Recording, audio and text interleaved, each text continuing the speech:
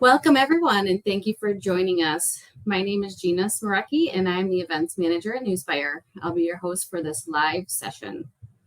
We're super excited to be here today and to be joined by a special guest speaker from Forrester Research. It's time to get started with today's webinar, CISO-centric security trends and lessons from 2021. At this time, it is my great pleasure to introduce you to our speakers today.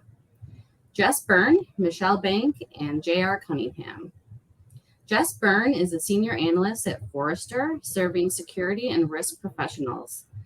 She contributes to Forrester's research on the role of the CISO and Zero Trust. Additionally, Jess covers continuous controls monitoring, incident response and crisis management, and security training, education, and certification. Michelle Bank is the Chief Product and Marketing Officer at Newspire. She leads the overall success of Newspire's product roadmap, marketing program, and growth, with over 20 years of experience in the cybersecurity and technology industries. J.R. Cunningham is the Chief Security Officer here at Newspire. He's an accomplished leader, innovator, and premier thinker in cybersecurity and risk management, having performed executive consulting, architecture, and assessment work across the globe and in a wide variety of industries. If you have questions for today's presenters, please pop them into the questions tab on the right side of your screen. I'll do my best to collect all of those and we'll address them at the end. And now, a very warm welcome as I turn it over to Michelle to kick things off. Oh, thank you, Gina. We're super excited to have Jess here today from Forrester. We really value any feedback that we get and all the research that Forrester does to really give us a heads up on what the latest trends are from a CISO perspective, what the latest trends are for services. They have great breadth into understanding where the market's going. We develop our entire roadmap and how we actually define the services, despite the confusion in the market, to be able to have things that we launch that are extremely valuable for our clients. We're really going to go through, Jess is going to go through the insider risks and top threat predictions, as well as third-party risk, ransomware survey, and how CISOs focus their day, as well as 5 risks of high extreme concern by maturity, rise and subsequent losses of cyber insurance in the interactive discussion, as well as a Q&A. So feel free to ask questions. I'm going to turn it over to JR. Yeah, thanks, Michelle. I'd just like to echo Michelle's sentiment about how we value the Forrester relationship and how we value Jess's expertise. You know, as a security leader, when I think back about when I started in the industry, I could hold the whole cybersecurity landscape in the palm of my hand. And we had firewalls, we had antivirus, we had vulnerability scanners, and the world was a very simple place, relatively speaking. And, you know, fast forward to today, there are hundreds of endpoint security products. There are dozens of regulations. There are all kinds of new techniques. Of course, the bad guys have changed completely from, years and decades ago. And so we really depend upon the Forrester relationship and Jess to help guide not only the decisions that Michelle made, that Michelle makes around what products do we take to market and how do we package them, but also what do we do internally and how do we best secure our customers, who are the leaders in various segments in the market. And so, you know, this partnership is really critical to driving some of the decisions that we make. And some of these decisions have long-lasting impact because they're very large decisions, and the impact of them is felt for years, either from a budgetary or implementation point of view. So getting it right is critical, and that's why we value the relationship to the extent that we do. So Jess, thanks again for being here, and I'll pass it over to you. Oh, absolutely. Thank you both, all of you, so much for that warm welcome. So, hi everyone. Again, my name is Jess Byrne, and I'm a senior analyst on the Forrester Security and Risk Research team. And before that, I actually spent the last 8 years leading Forrester Security and Risk Council. So I worked exclusively with 50 plus CISOs in North America and Western Europe, bringing them together to solve common challenges and really help them understand, how to go communicate up, down, and across their organizations to make sure that security is is a key influence in terms of building customer trust and just going to market on trust and protecting the brand. So I also happen to be the co-author of our 2021 Security Program Recommendations Report and a contributor to our 2022 Predictions Report. And I'm here today to discuss those recommendations and the challenges security leaders face as they wind down a pretty volatile 2021 and look to the future of their programs. So, in our recommendations report, our guidance to security leaders was to use 2021 to really assess your current cybersecurity posture after all the tumultuousness of 2020 and prioritize some short term tactical work for the year and then set in motion longer term strategic plans. And in our 2022 predictions report, we're looking at the relationships that are going to shape the near term future of cybersecurity and risk and privacy. We also wrote this is what Forrester does. We also wrote a top threats report in 2021. And I wanted to talk about all three of these annual pieces of thought leadership from Forrester and how they weave together to paint a bigger picture of the trends affecting security programs really of all sizes and geographies. And then we're going to dig into one of the biggest security trends for 2021, ransomware, and how you can leverage it and the threat of it to advance the maturity of your program. So, with that, we will get started with our first series of trends woven together. And this is around insider risk, right? The first theme has really heavy ties to the pandemic and how employees, including members of security teams, react to changes in job security. As we well remember, there was a spike in layoffs and hiring freezes across multiple industries as the real gravity of the pandemic settled in here in the US, at least in the spring of 2020. Hundreds of thousands of workers were thrust into these work from home situations, some of whom were not familiar with that at all, right? Often with their spouses and their children. We were just talking about this, right? Occupying the same workspace. The security team supported this big move and other accelerated moves to the cloud, often working long hours, triaging this new, totally unstable attack surface. Every monitoring system was broken, right? So CISOs were writing net new policy about what devices to share or not share, connecting via VPN, and even disabling or removing virtual assistants like Alexa from home office spaces, something they hadn't really thought about before. So, insider risk, either malicious activity spurred by the threat of the job loss or accidental by employees using home networks and devices incorrectly, or by sharing confidential data via personal devices or emails accounts and file shares, became a very real threat. So, to combat this and to get a better sense of productivity in home or hybrid work environments, employers began installing agents to monitor employees. And this type of software, if used to track employee presence and activities, it erodes trust and it really contributes to the massive amount of attrition that we're seeing in 2021. And we're predicting employee experience will decrease further and insider threats will increase in 2022. I'm sure you've all heard of the term the great resignation, right? It's an employee's market right now. And if they don't like the conditions, they're quitting. This goes for security team members too. They're tired. They've supported the move to work from home and they've been under constant attack from ransomware and business email compromise ever since. Many of them are leaving the security profession altogether and getting into development or non-security IT roles, which is problematic for us. So there's a number of recommendations that we have to mitigate the problem of security attrition, but for all employees, we really recommend finding the right balance between security and privacy if you feel the need to use monitoring software. So, for the short term, what you should be doing is empowering your workforce to handle data appropriately and understand the risks they face when working remotely.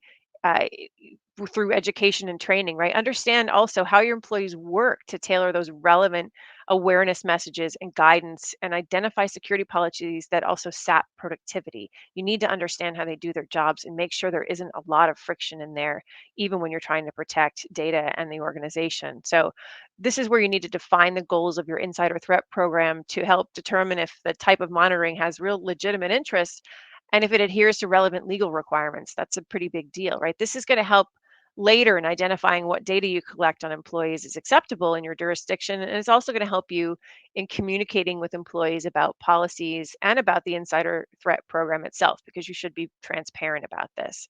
In the long term, you should get a bunch of folks involved, like internal audit, risk, privacy, and HR when developing your full insider threat or insider risk program. I think insider risk is sort of a better term than insider threat, and it's becoming the more commonly used term. So create a well-defined and repeatable process for responding to suspicious activity and investigations. And then technology investments in this area oftentimes include security user behavior analysis, data loss prevention, and file activity and behavior monitoring tools. So ensure that the tools that you're selecting limit admin access to data, definitely, and anonymize or obfuscate employee data by default until you're required to disclose it as part of an investigation, right? Don't go right after the individual person until you understand what's happening and understand their workflows. This is going to help you from a legal perspective, and it's really going to help you keep employee trust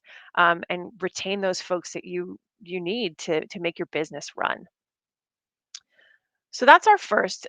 Our second theme centers around third party risk. We listed here as a threat identity theft and account takeovers as a top threat for 2021. And in our just returned 2021 business technographics data, we saw that 55% of security pros reported their organization experienced an incident or breach involving supply chain or third party providers in the past 12 months. So a lot of that identity theft and account takeover issues, they started with a weak link in your supply chain. And so we're predicting this only gets worse in 2022, with third party based incidents moving up to 60% of all security incidents and breaches. And this is going to lead firms and their insurance carriers to think differently about um, transferring risk, right? They're going to want to transfer risk associated with third parties with low security maturity back onto those third parties in forms of cyber insurance policies embedded into annual contracts. So think of this as the PMI, right? Private mortgage insurance of third party risk management, right? If one of your partners doesn't meet or can't prove that they meet your minimum security requirements, they're going to need to assume the risk of an intruder jumping from their poorly secured environment over to yours. So deal by deal or contract by contract cyber insurance policies really reduce the exposure for the carriers, who you need to keep covering you, by reducing the size of each policy. And they reduce your risk by either transferring the risk of a breach from that partner back onto the partner, or forcing that partner of yours to improve their security posture to avoid the additional premium and continue working with you. Right. So along with these policies, our recommendation is to get serious about third-party risk management. That's right, easy thing to say, right? It is difficult, I know, but time and effort is needed to, in the short term, make this time to inventory third parties, regardless of their criticality or size of the engagement. Just go through and do a full inventory. Update your firm's nomenclature to include subcontractors, resellers, foreign affiliates, and other non-traditional types of third parties, and create that inventory of all the relationships and prioritize thorough and ongoing third-party risk assessments of those that either one, access or connect directly to your network, two, transmit, store, or process data that's considered identifiable, or three, have access to sensitive financial data or intellectual property or otherwise just proprietary data. It's also critical for you to track which of your third parties are sharing your data with their third parties, which is now your fourth parties. And then in the long term, regulators recommend conducting specific risk management activities throughout the life cycle of the relationship or the contract period. Notably, each stage of the relationship really introduces new and different types of risks to your organization. So if you're doing a thorough risk evaluation at the onset of the relationship, but then failing to continuously monitor and reassess on a regular cadence, you're going to fail to identify changes to that company's risk profile over time. The risk level of a third party is a dynamic reflection, really, of business conditions, global policy, financial markets, and sophistication of external adversaries and insider threats. Third party risk, as I'm sure most of you know, is a long game and is a time consuming one.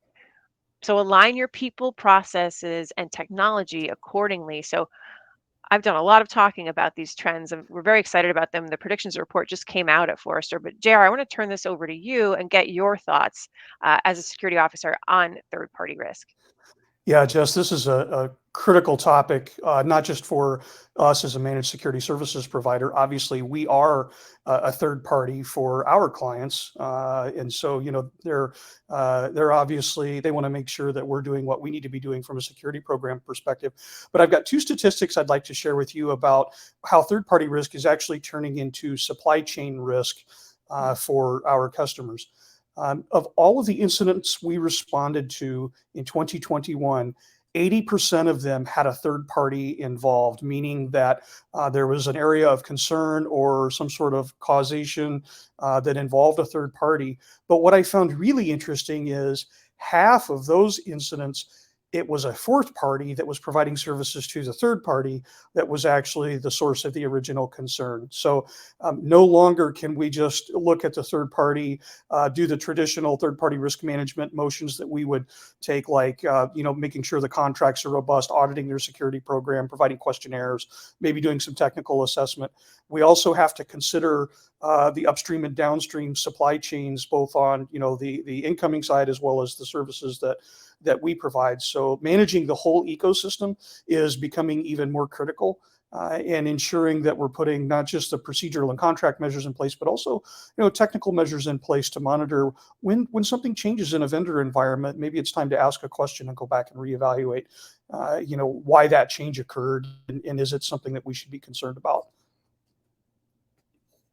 Yeah, absolutely. Yeah, this is one to watch. And again, we focused two of our 22 predictions on this because we feel like it's still such an unknown area that third party risk management is not something that's been solved, and it continues to plague folks. So something to keep a watch on. So yeah. All right. So let's move on next then to uh, ransomware, right? All the threats, predictions, and recommendations tie into what many would consider the biggest threat to enterprises of all sizes and industries, and that is the scourge of ransomware. So, my colleagues, analysts Ali Mellon and Steve Turner, they fielded a survey not too long ago. It actually informed their brand new ransomware survival guide over at Forrester. They fielded a survey to our security pro and security leader clients, and not surprisingly, pretty much everyone is worried about ransomware. And as JR and I spoke earlier, I don't know who those 8 folks are that aren't worried about it, but I'd love to talk to them and see what their deal is. And then interestingly, everyone who took the survey chose a different combination of tools to try and beat back this scourge of ransomware. There obviously are a lot of steps to be taken to lessen your chances of being hit, but nothing's 100% effective, and nothing replaces good preparation for the worst, really. A significant investment in people, process, technology, and oversight is needed. But I want to take it back to JR and Michelle and ask you what you make of this data from our survey here. Yeah, Jess, this was fascinating looking through this. I think it speaks to the confusion in the market around where do security practitioners invest in the continuum of prevention versus detection and response. And when I look at all of these, these various techniques and technologies here, some of these are purely preventative technologies, things like email security, patching, et cetera. And then there's, okay, once the bad event gets through the prevention technology, now what do we do? How do we stop it? How do we prevent the lateral movement? And so I think there's a lot of confusion in the market around do I spread peanut butter and invest evenly across all those different techniques, or do I focus more on prevention, or do I invest in speedy detection and response? And so you hear a lot of this debate in the practitioner community around where to invest. The other thing that I think is interesting is because of COVID and work from home, we've kind of had to take a back to basics approach. A lot of the techniques and technologies that aren't really glamorous have become really important. Things like good web filtering, patching of endpoints, endpoint detection and response. And those aren't the things that security practitioners tend to get excited about when they're asking for budget money, right? We tend to like the fancier technology that has more bells and whistles. But really, because of all of this confusion, a lot of practitioners have moved more towards let's just focus on the basic things that we can control. And Michelle, I knew you spend a lot of time taking these customer inquiries that we get. and trying to figure out how do we provide the best services we can for them. So I'd love your perspective on this too. Yeah, my perspective, I think, aligns to yours, where we're really just trying to understand how our clients define a lot of these areas or services. There is a lot of confusion in the market. And the other part is, as an MSSP, we know we can't be everything to all people. We know where we do very well. And we look at data such as this, and we look at where can we really assist our clients and where can we do it very well. An example of that would be when I look at this and I see EDR, one of the closer to the top. In last year was all about securing the endpoint, and now folks have they've aligned with a particular technology and they really need help managing it. So that's where we come into play, because we do that very, very well. Things like XDR, and that one is really confusing in the market. Everyone has a different definition for it. They look at how it is that we, like what kind of data are they ingesting, what's the output that they're providing for the client. And this is an area where we truly want to look harder at it and make sure that we're simplifying the answers to these questions. Great slide. Yeah, lots of confusion in the market. And the interesting thing has been, people have some budget to make investment, but it isn't as easy as we think. And the CISOs that I've spoken to have sort of echoed that, right? And you'd think there's really no longer a need for strategizing for increased budget and buy-in with the year that we're having, right? 2021 and really all of 2020 has shown us that organizations of all sizes and levels of regulation are fair game and sadly fairly easy targets for bad actors and criminals. And sometimes even the biggest firms, despite their best efforts, can be taken down by a small error or oversight, right? There's a lot of announcements about sophisticated attacks, but when you really look into some of them, they were sort of not so sophisticated, right?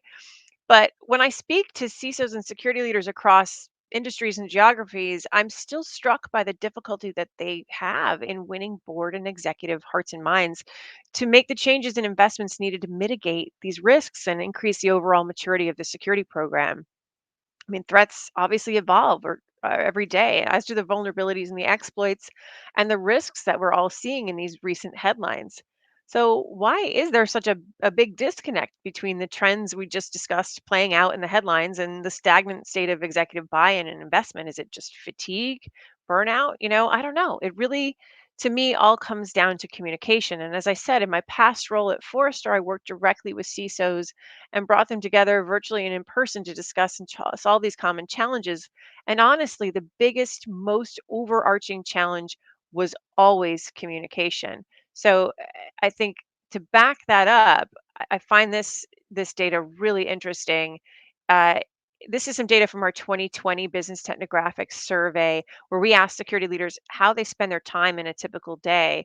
And as you can see here, very little time is spent on anything technical or operational. Security leaders, they're managing stakeholders, they're building awareness, they're developing business cases, and they're setting strategy. All of this requires a significant amount of human interaction. It really does all come down to communication. So that's probably why we were always looking at that as a big challenge. So, JR and Michelle, does this resonate with you and the experiences that you've had with security leaders? It's interesting looking through this and thinking about a day in my world, and this is what normal looks like when nothing bad happens. Right. Yeah, and then, if you have an event, something bad happens, you need to respond. All of these, other items get compressed or hyper compressed, right? Or sometimes even not done. And so there's a constant pressure on security leaders to, number one, be more efficient at what we do so that we can shrink these, slices of the pie here. And that involves things like, good security program metrics. We use the MyNewsPire digital platform to keep track of what's happening in our program as well as, with our clients. Automation where possible, so that some of the things like, security training and awareness, those workflows don't have to be, kind of shepherded by a human. And the goal really is, shrink all of these things down so that as new new threats emerge, as incidents occur, as the business makes a shift or changes, we're able to respond to that. Without letting other things fall by the wayside. So, fascinating study in a day in the life of a security practitioner. And it's funny how flexible some of this is, right? Hmm. What does normal look like? Well, around Cybersecurity Awareness Month in October, training and awareness tends to be top of mind for organizations who are trying to fulfill their compliance requirements. So that slice of the circle might get a little bigger in Hmm. October, whereas during the holidays, you've got staffing issues, and you're more worried about your retail organizations staying up and running. And so there's a lot of bend and flex here to this, and I think efficiency and leveraging technology to make a day in the life of a security leader and practitioner easier, more efficient, more impactful is incredibly important. There's a lot of pressure on us to just get better and more efficient at what we do. Absolutely. I will tell you, Jess, this is, and I think I've shared with you in the past, this is by far one of my favorite slides. I'm going to update Especially, it with our new data very soon. Yeah. I love this slide, and part of it is because the background around product management and having marketing, it is all about communication. And when I look at this, and the way that we've sort of morphed and designed even our roadmap is really around how a CISO is spending their life. What are they doing in the day? When you look at this, they're not spending their day deep diving into the technical elements, and they, when we introduce a technology, they don't care as much about the technology. They care more about what it solves and what it Sure. does to their day-to-day work. And that's what I love about this slide so much. It's really about understanding what the end user is doing during their day and how do we make their lives easier? What are the tools that we need to provide that really helps them build that business case and invest more money, get more money from their management to be able to invest in a strategic position and buy the technology that they need to actually have a better life and allocate their work days. So I just love this slide. Yeah, no, I do too. And again, I can't wait to get the updated one shortly, but I don't think it's going to change very much. It hasn't changed in many years for Forrester's technographics data.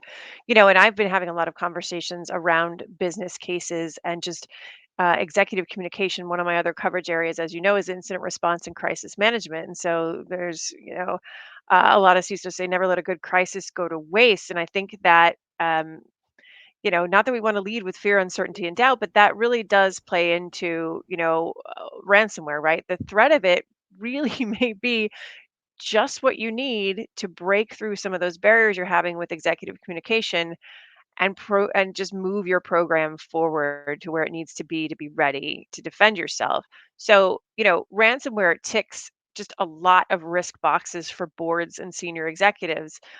All of them up here in this chart from our North American Future Fit Technology Survey, as a matter of fact, all of them, right? A public and protracted ransomware attack is a huge hit on all fronts. And it's really interesting to see from this data that less mature organizations are generally less concerned about all these risks. And that may be because they think they've transferred that risk. I'm here to say that that music's about to stop, right? So this tracks with some additional data from other sources that I've found. I'm tracking sort of the impact of cyber insurance on incident response, and I've come up just really fascinated with the cyber insurance industry overall this year and how it's changing and growing. So, according to this data from the University of Virginia, the biggest investment in security has been the adoption of cyber insurance, right? So, in 2016, fewer than 50% of organizations had cyber insurance coverage here in the US. And that percentage as of 2020 is now 79%.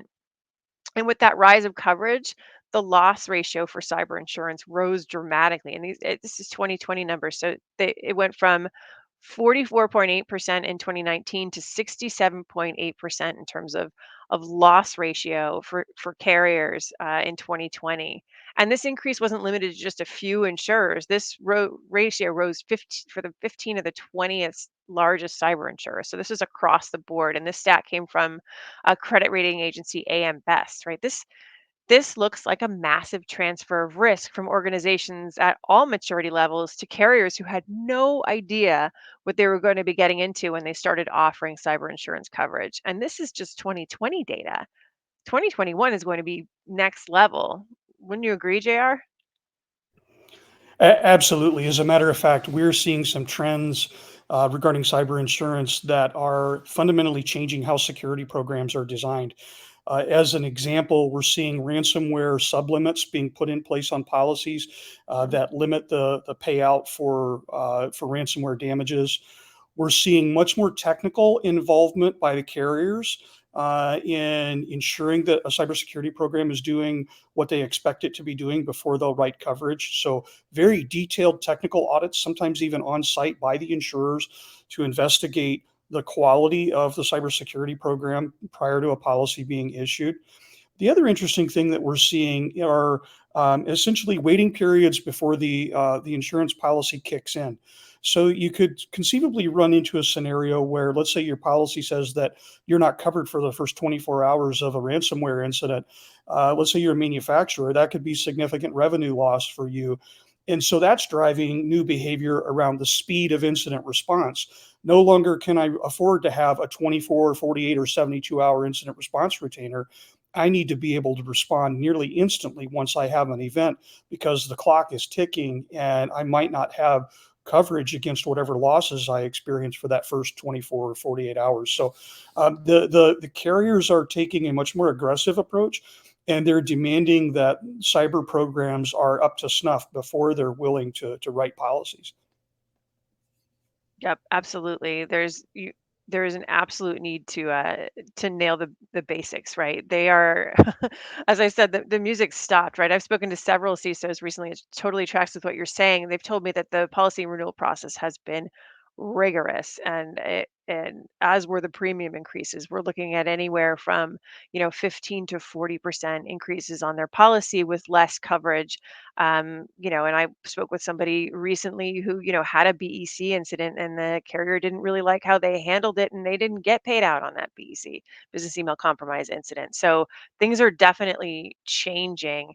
They're tightening their underwriting guidelines and they're going to require a lot more information, as you said, JR. So clients that don't meet their security requirements, they're going to expect to pay a ton more, and some, as you said, are going to refuse to renew that policy coverage.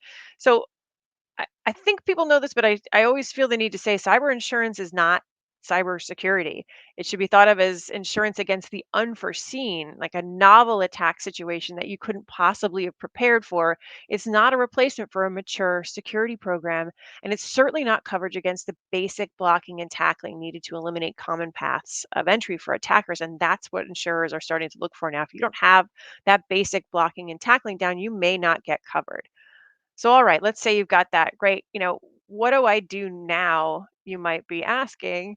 And I wanted to go through a couple of things. There are a lot of things you can do to prepare for and hopefully mitigate the damage of a ransomware attack. But to keep with the theme of executive communication, I'm just going to focus on two things as we round out this talk today, and that is they're related to gaining executive buy-in from both a monetary and a process change perspective. One is justifying your investments in security as linked to security maturity and security posture. So, linking increases in maturity to benefits like ransomware readiness and reduced or flat cyber insurance premiums are going to get those ears to perk up on the executive and board committees. It's going to help them understand and make decisions with the mitigation of all those risks I list earlier squarely in mind, right?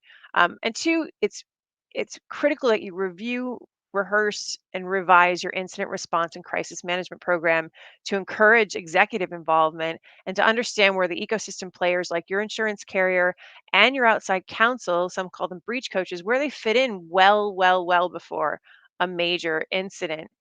When it comes to getting, so we'll go to the first one here. So when it comes to getting the budget and the buy-in you need and resetting expectations to move your program and organization forward, you really need to help senior management understand the importance of maturity as a way to understand and communicate security posture and justify spend in specific areas of your program. So, security maturity and security posture will now tie directly to cyber insurance premiums as they're an indicator of the likelihood of a successful cyber attack. So, improving maturity requires you to really coordinate, scale, and optimize components of your security program. A high level of maturity indicates a security team that's aligned to the business and committed to measuring and optimizing its performance. And from there, you've got to ensure that the budget you're proposing is based on solid, defensible estimates. This is all a better way to communicate with executives how to tie that maturity to everything from cyber insurance premiums to ransomware readiness again. And so with any new approach, if you're thinking about maturity, there's a number of maturity assessments out there that you could use to start gauging yourself and then making these budget allocations and estimates and working on this communication to executives. But if you're starting a new approach, it really makes sense to start small and learn what works and what doesn't and adjust accordingly. So maybe target a domain that your organization needs to improve on or that's getting extra attention from executives or other stakeholders, like maybe one related to process rather than technology, just so you don't have to worry about investment dollars, right? So target the initiatives and the budget needed to prepare for and recover from a potential ransomware attack, right? From a process perspective, a lot of these changes might be around your IR and crisis management processes and require greater sponsorship and participation over actual budget dollars. We're still hearing a lot of resistance to things like executive tabletop exercises. That's got to get tied to poor maturity, which then gets tied to um, an increased premium or dropped coverage in order to get people to really understand I need to be engaged here as an executive. So I don't know, JR and Michelle, does this track with what you're hearing from security leaders as they're starting to plan for future investments and make those business cases? It sure does, Jess. I think one of the kind of historical precedents that our industry set here that got us into the situation that we're in is, back in the early 2000s, leading up into the early 2010s, when we had all the big retail breaches, we kind of as an industry stopped talking about what the bad guys were doing and focused only on controls and compliance and putting checks in boxes. And that seemed to be okay for a while. What we didn't do was keep up with what are the bad guys doing and how do I need to adjust maturity in my security program based upon what the threat actors are actually doing from either a technical or process perspective. And so, what we hear from certainly our customers and what we practice internally is uh, constantly assessing maturity and lining that up with, do the things I have in place in my security program actually help thwart enemy activity? And that is really my lever for doing two things. One, going to the business and securing the budget that I need to run the program. But two, maturity can be relatively difficult to change, but the threat actors are changing all of the time. And so when I need to turn small knobs or dials in my security program, keeping track of changes in threat activity and how the bad guys are operating allows me to make sometimes smaller changes that have a big risk impact in my security program. And so, I think it's the combinatory effect of making sure that I know the maturity of my controls and understand where I'm at. That's my baseline measuring stick, if you will. And then matching that up against what the bad guys are doing. And then in areas where I have gaps, being able to answer the question to the business, how much will it cost to fix that? And what should we do about that risk? Critical. Yeah, and I think to pile on there, JR, I think you hit the nail on the head with really understanding what the bad guys are doing. And it even has implications when you have individuals that are looking at, even within their industry, the bad guys are focused on different things, whether it's a financial organization, or they can focus on different things, financial organization or a hospital, and what they're trying to access and where you need to focus your next dollar, and understanding, where is it that I need to really make that fine tune and change and prioritize. Yeah, makes perfect sense. I'm so excited to see people starting to speak in terms of maturity now. I think it is much easier for executives to understand, and it creates that common language that's really been lacking for years. And we did a session with CISOs many years ago at Forrester about how to communicate to the board. And, I feel like we're just starting to make some real progress with this by using maturity as a way to do that. So, all right. So I want to go to the other point that I was making around moving your program forward when it comes to combating the scourge of ransomware and just increasing your maturity. And that is around something near and dear to my heart, and that's incident response and crisis management.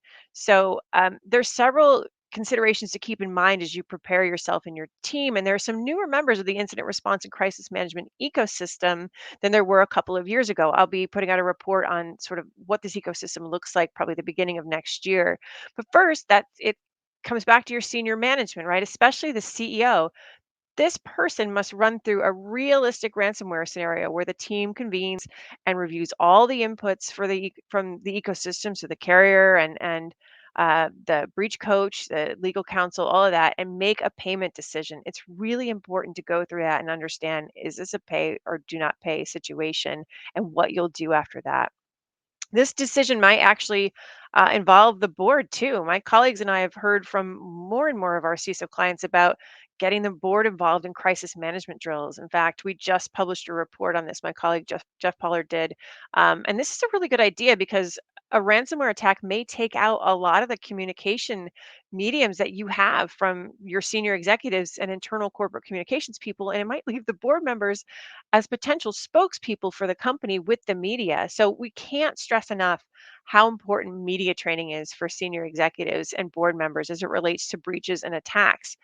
There are several providers out there who have cyber ranges that include a real journalist who'll put execs and board members through their paces, make them sweat.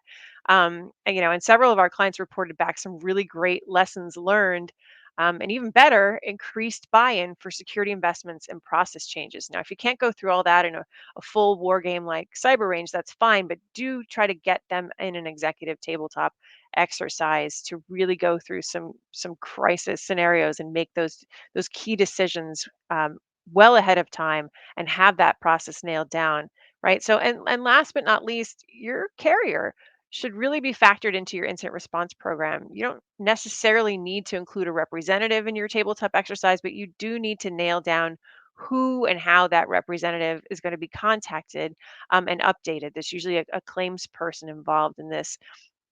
Really, and the best practice for this is currently to do this through your outside counsel, who is often acting as your breach coach, as I've mentioned, and they're ensuring that everything is blanketed under attorney-client privilege, right? Your cyber insurance carrier often provides you with a list of those law firms who specialize in ransomware negotiations and payments, so they should really be brought in as quickly as possible, just like an incident response service provider. Get to know them, have a relationship with them, run drills with them well before an actual crisis happens, and then you're also going to be sure want to be sure that if you file a claim, you're following the right steps. So again, when I made that BEC example, you've got to make sure that your outside counsel is involved in the executive tabletop exercise and also ready to interface with your carrier and know what information to provide that carrier so you can actually file a claim if something does happen. I've spoken with CISOs recently about these exercises, and they've all said that they run or they're planning to run a ransomware specific tabletop exercise for executives in the next few months. And then for those who've actually done it recently, they've all said, again, valuable lessons were learned and gaps were surfaced that have brought the right kind of focus on an investment in information security and risk management, as well as the process assigned to that as well. So actually, two leaders that I spoke with just recently in the last month. Um, One is from a U.S. based manufacturing and services firm, and the other was from a European based retail holding company. They both said they now run technical and executive tabletop exercises quarterly. So I know that's a lot to take on, but I do think it's extremely important. So I want to wrap this up. um, we talked about a lot today, and I just hope that you'll consider the trends that I went over with you and my recommendations for linking budget to maturity along with maturing your IR program as you begin planning for 2022. What we're suggesting here and what we've discussed does require a good amount of executive and business unit communication as well as collaboration with IT groups for some of the recommendations, significant change management, especially when you're looking at things like third party risk. So it's going to be interesting to see where we are 6 months from now or a year from now as we've incorporated it's like honest flex work on a large scale into our security and risk programs, as we've bolstered our defenses and response capabilities for the scourge of ransomware, and as we continue to support our companies to win, serve, and retain our customers. This is really what we're all here for. So I want to thank everybody, and I want to thank JR and Michelle at Newspire for having me. And this has been a really fantastic discussion, and I'm looking forward to any questions the audience might have.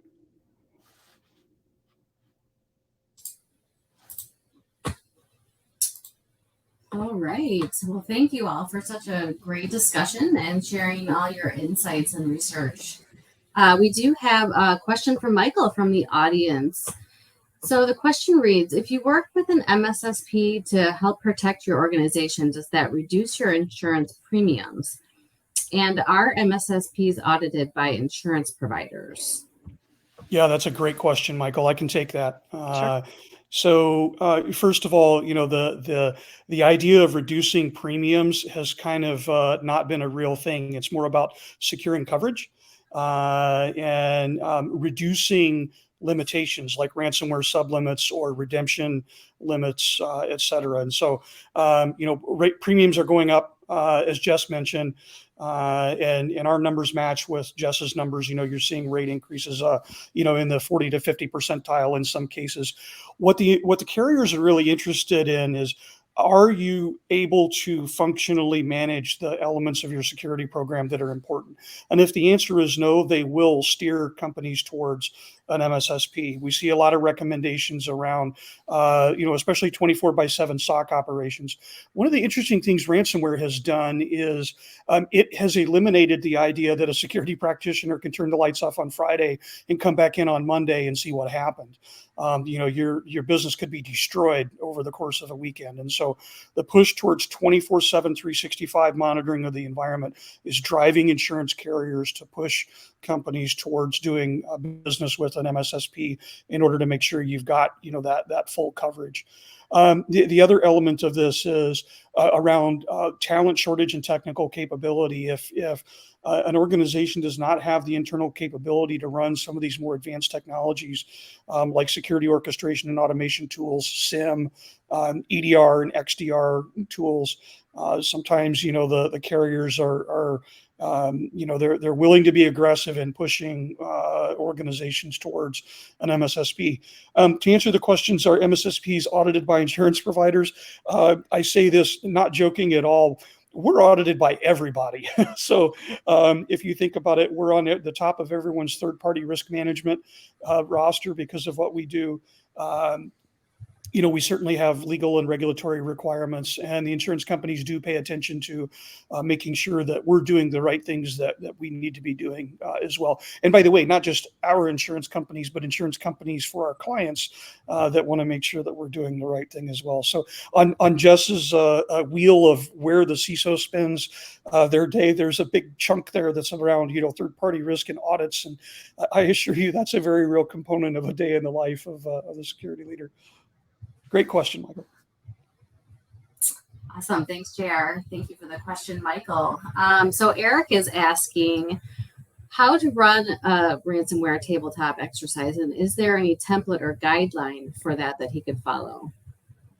I can take this one. I have advised our clients to really get help from a third party on this. I think you can try and go it alone. I think there's some stuff out there, probably even from NIST and CISA and the U.S. government, that you can use as a template. But what you really want is to have someone put you through a very realistic drill, and you really need a third party to do this. Now, that typically is either your incident response service provider.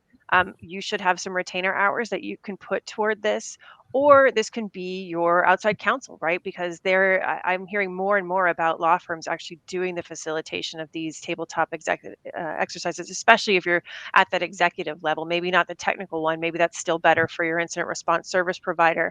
But I would strongly suggest looking into what you got for your retainer hours, both with your law firm or with your incident response service provider. And if you haven't picked those folks out yet, go to your carrier, I'm sure you have a policy, and look at their panels and see who you can start working with. Make those introductions, go through that selection process right now, and start with an exercise or an assessment of your program and plan, and work from there. Thank you, Jess. Great answer. And Bob is now asking, so what do you see companies doing or needing to do to assess the capabilities of their tools and teams to detect and respond to threat activity? And how do they know it's working? Yeah, I can take that. Great question. If you look at just how the assessment landscape has evolved, a few things. We traditionally have done point-in-time assessments where we take a snapshot of an organization against a framework, and then we do it again next year. And we're seeing more of a shift towards continuous assessment, continuous measurement of what's happening. So leveraging a platform, either the My Newspire platform or a platform to any platform to enable you to assess maturity of controls and have that validated, usually by a third party, is a good idea to at least set the baseline. And then taking a more continuous monitoring type of approach for the efficacy of these controls. I'll give you an example. The pen test industry has radically changed in the last 24 months. It used to be you would hire a penetration testing firm. They would do a scan of the outside environment. They would provide a report, try and break in, see if they could navigate their way around the network and what they could compromise. Today, what we're seeing is much more kind of continuous penetration or penetration testing as a service, where you're doing adversarial simulation and always pretending there's a bad guy on the network. A lot of pen test offerings do things like assumed breach tests, where you actually deploy exploit code in your network and let the pen test firm move around the environment like a real bad guy on a continuous basis. And so we're seeing some movement in the industry more towards continuous monitoring and management of not just the maturity component, but also the vulnerability and threat component as well. And then finally, I would say there's no substitute for threat intelligence and real-time threat monitoring to keep track of, okay, how is the enemy changing their behavior, and does that mean I need to change something in my environment? So it's a complex question, Eric, but certainly or Bob, it's a complex question, but a few things I would throw out here. One, automation is key, and two, less of a point-in-time snapshot, more of a real-time video recording of what's happening in the environment is kind of where things are going. Thanks, JR. Great answer. So if anyone from the audience has any other questions, feel free to type them into the questions box at this time. We do have another question for Jess. What role do you see MSSPs playing in this space? In relation to everything we spoke about, I would say, MSSPs are there for that 24/7, support, as JR talked about. I think I've spoken with so many organizations about how incredibly short-staffed they are and how it's only getting worse given this great resignation. Security is not immune to this. In fact, I just did a talk at our recent Security and Risk Forum about succession planning for the security organization, because you don't want to let critical roles walk out the door and become vulnerable by not filling those roles for 6, 9, 12 months. But where your managed security service providers can come in is to provide that support that you need, especially in these critical times, not just nights and weekends, but to augment your staff, right? To make sure that you've got enough people in operations in other areas of your organization that are there watching, hunting, looking around, and making sure that your environment is secure, and there aren't folks trying to get in. So I think really that staff piece, to me, when it comes to all of these trends in aggregate, is where an MSSP really is helpful. All right. And then a question for Michelle. What is Newspire specifically doing to address these trends? Well, I think there's a couple of different angles that we can think about based on what Jess read out. As we think about where clients and security leaders are spending their day, there are elements such as leadership tools and things that we know we need to provide our clients on our roadmap to be able to make their lives easier. And that's where we address a lot of the more soft elements. And what I mean by that are the things, where do they spend their days?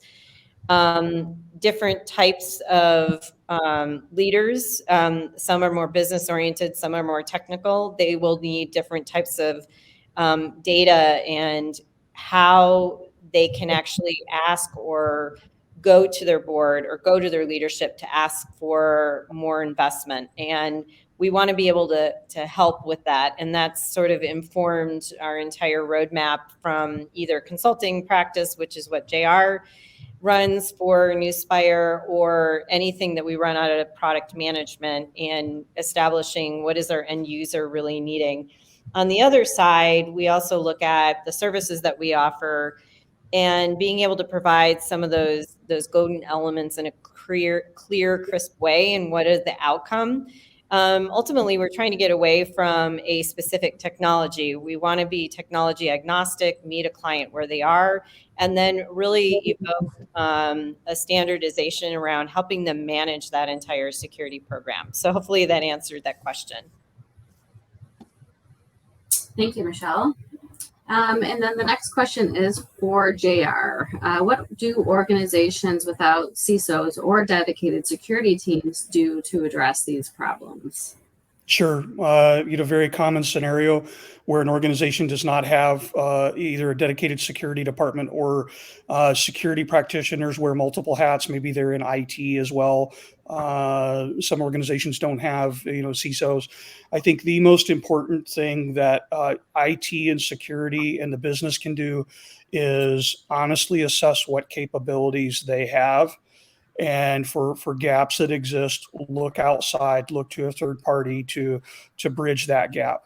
For organizations, especially lower maturity organizations, standing up a security department and building a security program is a very difficult thing to do, especially if you don't have that roadmap and strategy for what a business aligned, risk and threat aware cybersecurity program looks like. So, really starting with strategy, leveraging a third party to help determine, okay, based on how the business operates and what the threats to the business are, what are the first initial elements of a security program that should be put in place? And then, answering the question, can you do that internally, or should a third party manage it for you, is a critical conversation to have, especially with the complexity of some of these security technologies. And they do tend to take, a level of expertise and skill to run properly. And so, even asking the question, can I get the talent that I need? That's a critical part of the budget conversation. It's a critical part of the speed to deployment. So I think that's really the first step is understanding what's the strategy for the security program, and then can I do it myself, or do I need outside help? All right, thank you, JR. That concludes the questions that we have received today. If anyone has any other questions, please go ahead and email us at webinars@newspire.com or contact us through our website at newspire.com, and we'll direct your question to the correct person. Everyone will also receive a follow-up email with a link of the recording of today's session. And on behalf of Newspire and our presenters, thank you for joining us today, and have a great rest of your day. Thanks, everyone. Thank you. Thanks, everyone.